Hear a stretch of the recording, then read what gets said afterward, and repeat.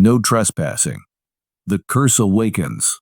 A false sense of peace. A week had passed since Lena and Jace escaped Hollow Creek Woods.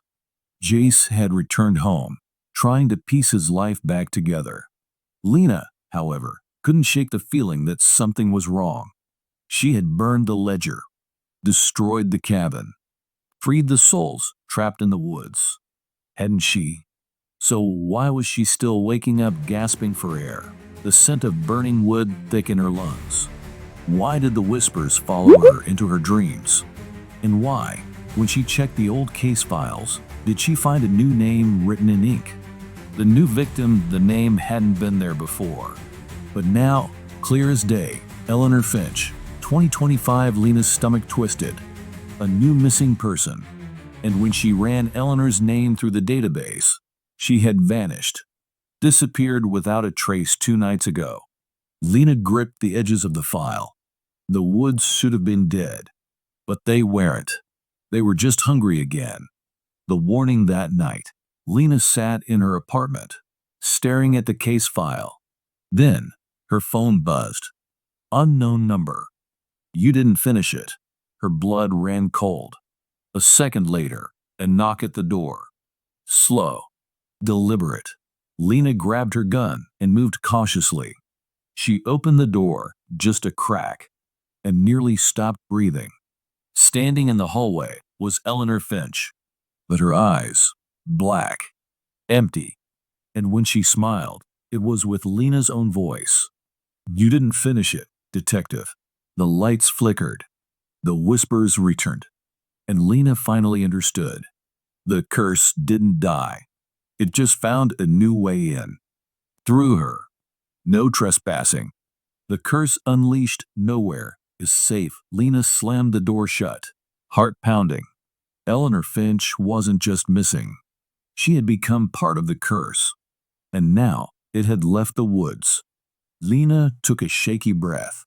This wasn't supposed to happen. The woods had always kept their victims inside, but now something had changed. Something had followed her home. The whispers slithered through the apartment. You didn't finish it. The lights flickered. The shadows moved. And then her phone buzzed again. Unknown number. It's spreading. A second later, her apartment window shattered. A city-haunted Lena drove through town at dawn, scanning the streets. It wasn't just her apartment. The town had changed. People moved strangely. Their eyes lingered too long. Shadows stretched where they shouldn't. And then she saw it. A no trespassing sign. Not in the woods. In the middle of downtown. Nailed to a street lamp. The letters carved deep, bleeding black. The curse wasn't waiting for victims to come to it anymore. It was coming to them. Jace's revelation. Lena had one person she could trust. She banged on Jace's door. He answered, eyes dark with exhaustion. Tell me you felt it, she said. Jace rubbed his face. I haven't slept. I keep hearing. You didn't finish it. They both froze. That wasn't Jace's voice. The whisper came from inside the apartment. Jace grabbed her arm. Lena, there's something you need to see. The marking. Jace led her to his bathroom. Turned on the light. Lena's breath caught. Scratched into the mirror, the walls, the ceiling, names. Hundreds of them. Some crossed out. Some fresh. And at the bottom, Lena Graves. Jace Holloway. Eleanor Finch. And below them, more names were appearing, letter by letter, as if an invisible hand was carving them in real time. More victims. The curse wasn't just spreading. It was choosing. Nowhere left to run. Lena clenched her fists. I burned the ledger. I destroyed the cabin. Why is this happening? Jace's voice was barely a whisper. You didn't burn the woods. The truth slammed into her like a freight train. The woods had been the source all along. The curse wasn't in a book. It was alive. And now it was growing. Jace exhaled. Lena, I think it's trying to take the whole town. The whispers in the room grew louder. You didn't finish it. And then, outside, the first scream. Lena rushed to the window. People were running. Shadows stretched across the streets, swallowing streetlights, storefronts, homes. The curse had broken free, and now it was everywhere. The final choice, Lena turned to Jace. We have two options. One, she said, we run. Jace swallowed hard. And the second? Lena looked at the growing darkness outside. We go back. To the woods. Jace paled. And do what? Lena's jaw tightened. We burn it all down. Jace stared at her. And outside, the town began to disappear.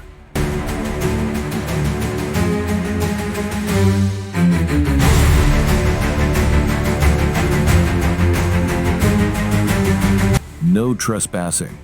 The final deception. Into the fire, Lena and Jace sped toward Hollow Creek Woods, their tires screeching against the pavement. Behind them, the town was vanishing. Shadows swallowed the streets. People disappeared mid-scream. The curse was consuming everything. Lena gripped the wheel. They had one shot. Burn the woods. End it for good. But deep down, she knew. Curses don't die easily. And this one, it had survived for centuries. The woods were waiting. The second they crossed into the forest, the air changed. The trees breathed. Their branches twisted, stretching toward them like clawed hands. The whispers started again. You didn't finish it. Jace lit a Molotov cocktail. Let's finish it now. Lena struck a match. Together, they threw the flames. The fire caught instantly. The trees shrieked. The ground trembled. But then, the flames turned black, and the fire started, burning backwards. The curse's trick. Lena's stomach dropped. This wasn't normal fire. This was the curse protecting itself. The flames raced toward them, as if the woods had turned the fire against them. Jace grabbed her arm. Lena, run! But before she could move, the ground split open, and they fell. The hollow below Lena hit the ground hard, knocking the air from her lungs. When she opened her eyes, they weren't in the woods anymore. They were in a vast underground cavern, and before them stood a towering, ancient tree. Its bark was black as obsidian. Its roots pulsed like veins, and carved deep into the trunk every name the woods had ever taken, including their own. The truth revealed. You didn't finish it. The voice came from everywhere. Then, a figure stepped out from behind the tree. Lena's blood ran cold. It was her, an exact copy of herself, eyes black, smile twisted. Jace tensed beside her. Lena, what the hell? The other Lena grinned. You thought fire could stop it, she whispered. This isn't a curse, detective. Her voice was cold, sharp as glass. It's a bargain. Lena's heart pounded. What do you mean? The copy stepped closer. The woods don't steal people. They take what they are owed.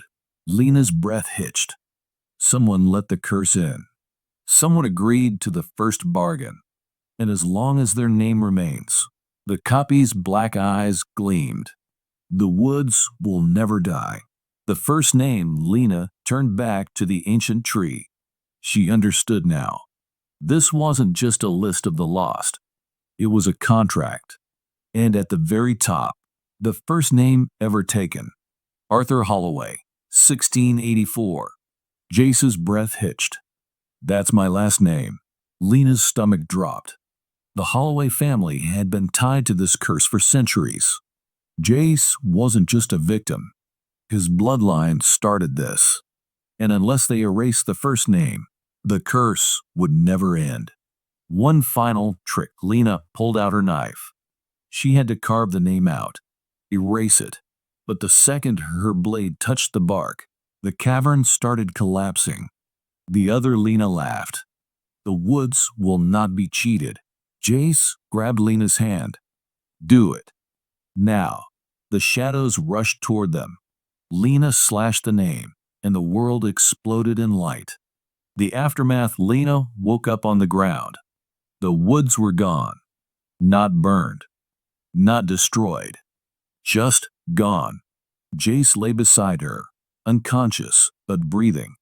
The sky was clear. The town was back.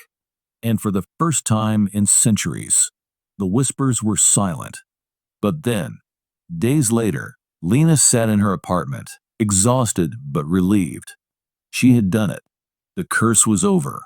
Until her phone buzzed. She hesitated, looked at the screen. Unknown number. You didn't finish it. Lena's breath caught. Then, a knock at the door. Slow, deliberate. She turned the handle, and standing there was Jace. His eyes were black, and he was smiling. The curse never dies. It only changes hands.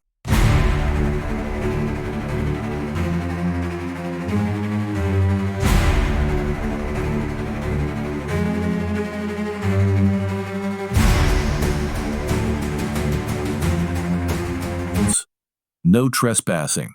Epilogue. The Holloway legacy. 1 week later, Lena sat in her car, gripping the steering wheel so tightly her knuckles turned white.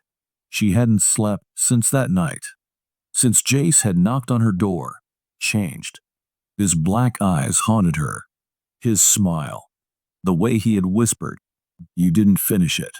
Lena had slammed the door in his face, but he never left. Everywhere she went, Jace was there, watching, waiting, like the curse was inside him now. The truth in the archives. Lena had spent the last few days digging through historical records, desperate for answers. If Jace's ancestor had started this, then what happened when his name was erased? And deep in the town's archives, she finally found it. A Holloway family ledger. Inside, a handwritten note from Arthur Holloway himself. The original bargain. The forest does not steal. It does not kill. It chooses. I was the first, but I will not be the last. The price must always be paid. When one name is erased, another must take its place. The final twist. Lena sat back, pulse hammering. The curse didn't end. It just needed a new keeper. And when she had carved Arthur Holloway's name from the tree, it had taken Jace instead. He wasn't possessed. He was the new master of the woods. The last visit. Lena drove to Hollow Creek one last time. But when she got there, the woods had returned. Tall, dark, alive, and standing at the tree line was Jace. His eyes no longer human. His voice an echo of something ancient. You should leave, Lena. She swallowed hard. Jace, I can fix this. I can. He shook his head. No, it's done. The trees shifted behind him. The curse had taken him completely. Lena felt her throat tighten. You're still in there, she whispered. I know you are. Jace stared at her. For a moment, his black eyes softened. And then, go. The shadows closed in, and Jace disappeared into the trees. Lena watched, her heart breaking. She had saved the town, but lost her best friend. The woods are always watching that night. Lena packed her bags. She was leaving Hollow Creek for good. But as she drove away, she passed a no trespassing sign. It was new, the paint still fresh, and carved into the wood, Jace Holloway, 2025. She shivered, because deep down, she knew this wasn't over, and one day the woods would call for her again.